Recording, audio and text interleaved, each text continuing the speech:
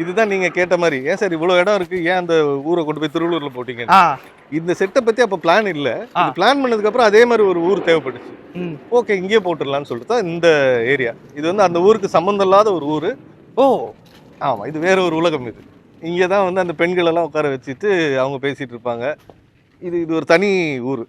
நீங்க அந்த ஜியாகிரபிக்கும் இதுக்கும் சம்மந்தமே இருக்காது. ஆ ஸோ இங்கே பேசிட்டு இருக்கும்போது அவர் அங்கே வந்து 2 வீலர்ல நின்று கூட்டிட்டு போவார். ஓகே சரி. இப்போ இதுக்குள்ள வந்துட்டு ஒரு ஃப்ரேம் வச்சிருப்பாங்க, அங்க உட்காந்துருக்க மாதிரி டாக்கி பொசிஷன் இருக்கும்.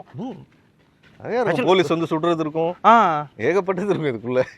பட் எப்படி இது ஃபர்ஸ்ட் எப்படி கம்ஃபர்டபுளா இருந்திருக்கும் அப்படிங்கிற மாதிரியே இருக்கு. ஆச்சரியமா இல்லைம்மா, அந்த இந்த காலகட்டம் 60s பார்த்தீங்கன்னா வாழ்க்கை பூரா இங்கே தான் நடக்கும். ஆ அவங்க வாழ்வியல் பூரா சமைக்கிறது, சாப்பிட்றது, பேசிக்கிட்டு இருக்கிறது. ஏன்னா எல்லாம் ஒன்றா இருப்பாங்க. எல்லாருமே அண்ணன் மாமன் மச்சான்னு சொல்லிட்டு எல்லாம் ஒன்றா இருப்பாங்க.